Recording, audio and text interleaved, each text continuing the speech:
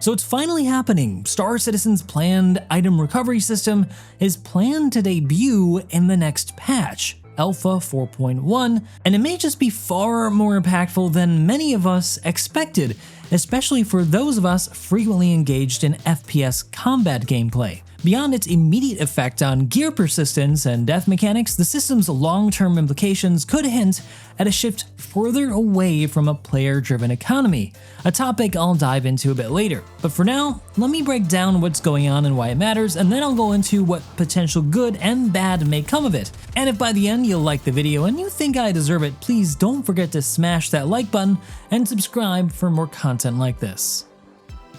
So Xylo outlined an iterative release plan for their item recovery system, which is going to be entering in the Evocati test phase relatively soon as Alpha 4.1 approaches. The first phase of this recovery system is going to be Tier 0, and that's going to establish a foundation for the more nuanced and advanced systems that they have planned for future updates.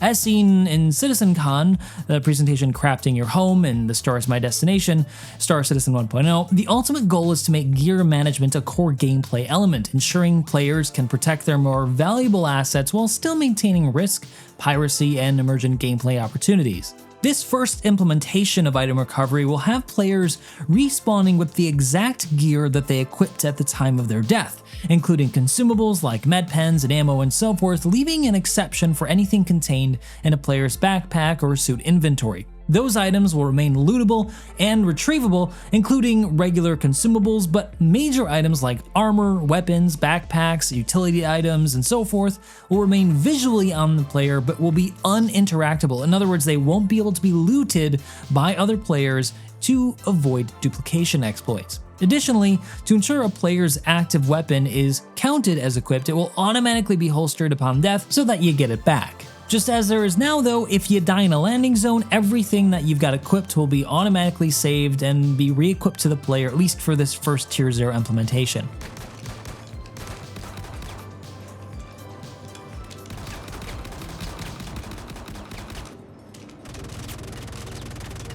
Further down the line, they'll be introducing Tier 1 and Tier 2, which will develop these systems further. Tier 1 will introduce a loadout and ship registration kiosk, requiring players to register their gear and reclaim it for a fee instead of it being automatically re-equipped after death. This also goes for ships, which you'll also be able to register and reclaim upon losing them, including everything that's on the interior of them. To address the duplication issues, looted items will become bricked or disabled if the original owner reclaims them, preventing stolen gear from being used indefinitely. Although stolen items will be able to be resold for credits, so they're still usable in some fashion.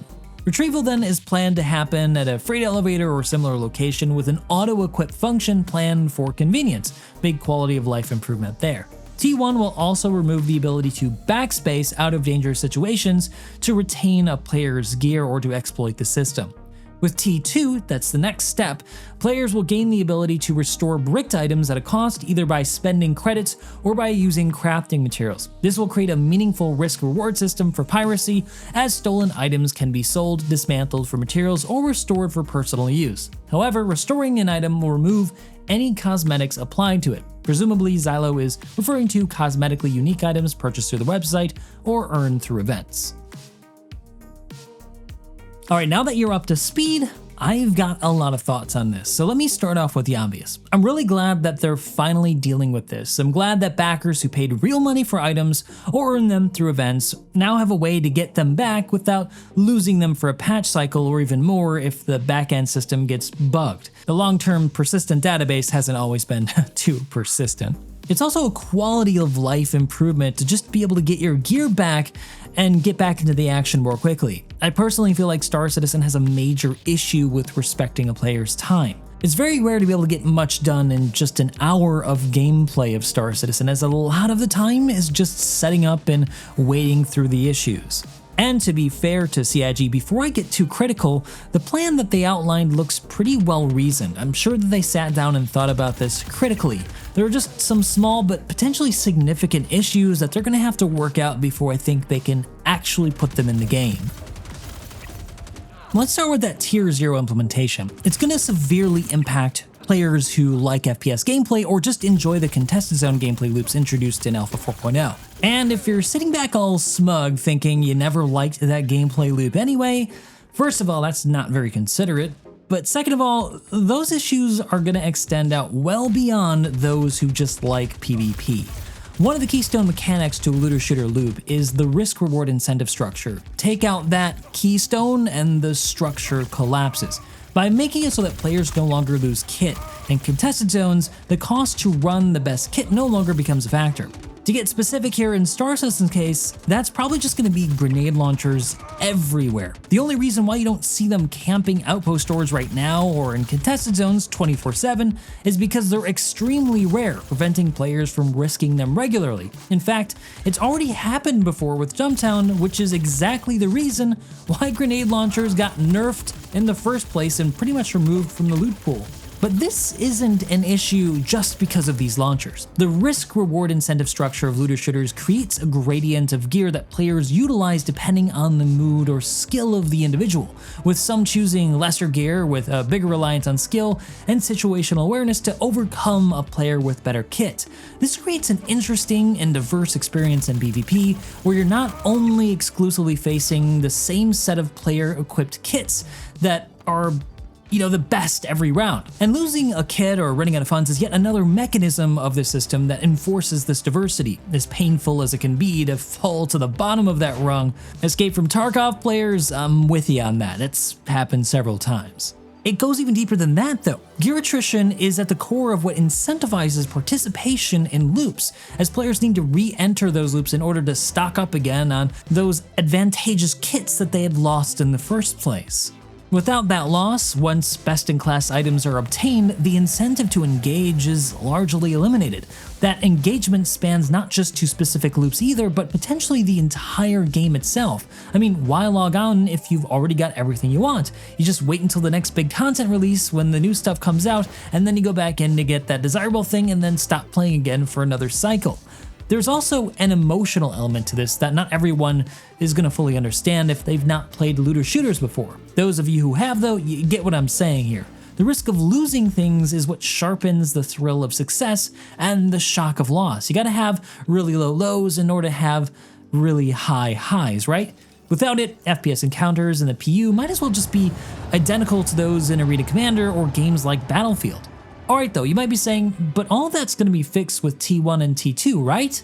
Well, not exactly. There are a couple issues, but to continue the thread of what I was talking about with Tier 0, the issues lie in the like-for-like return of items in Tier 1 and Tier 2.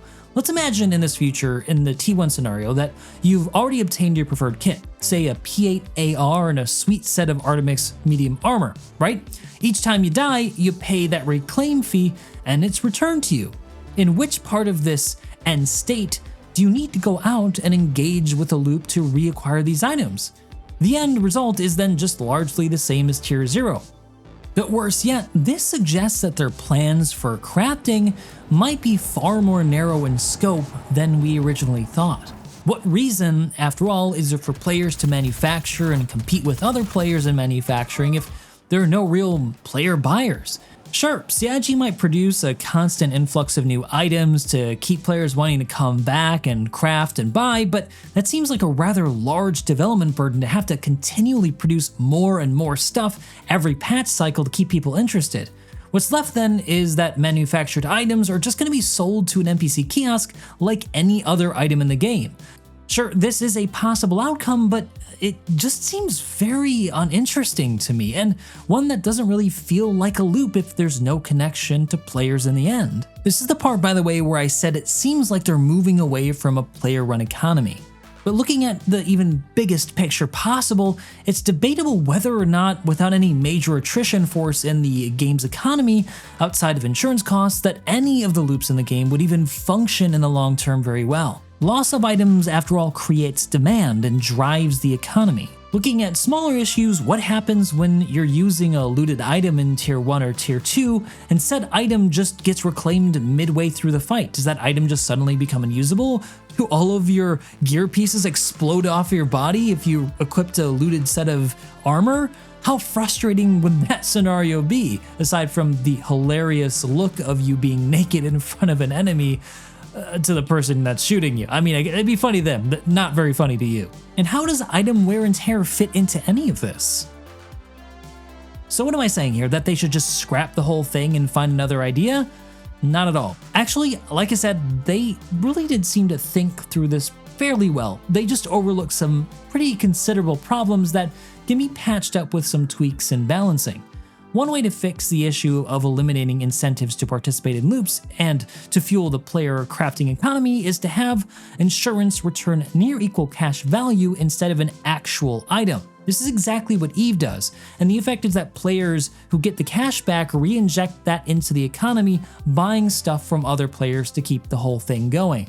That just leaves, though, the unique and exclusive items purchased with real money on the website to try to solve. It's a tough nut to crack, and I don't blame them for waiting so long to try to address this. Returning only these items would present some serious balance issues, heavily favoring real cash purchases over in-game items, a scenario that I personally don't like. I mean, it seems like straight up pay to win.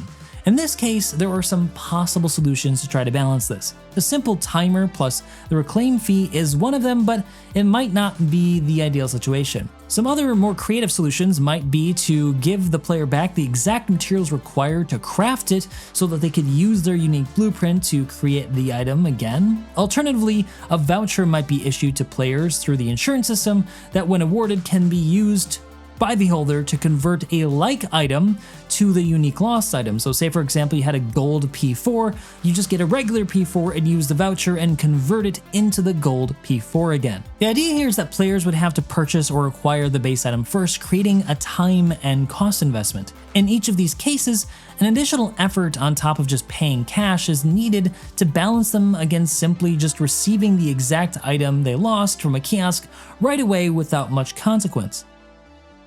But if CSG does decide to go the route of just giving players back the items that they've gotten insured, then another possible way to balance this could be to reset the reclaimed item to a basic level stat. If you recall, they talked about how they want to have crafting produce items that have potentially better stats than those you can find from NPC suppliers. This would also drive players back to the player craft economy in order to, again, find another better weapon or kit set than they would typically find looting NPCs or buying somewhere in a standard store. I'm also of the opinion that unique purchased items should be lootable by players, with the obvious downside of them not having lifetime insurance, basically behaving as any other item when you reclaim them. But yeah, I think it's time for you guys to weigh in here. What are your thoughts on this? What issues did you find and what solutions did you see that I didn't outline here? And as always, if you liked the video, please don't forget to hit that like and subscribe button if you think I deserve it. And if you want to have a chance to have your referral code here in my video description, or just to see some cool stuff, you can check out my Patreon, also linked in the description below. See you guys in the next one.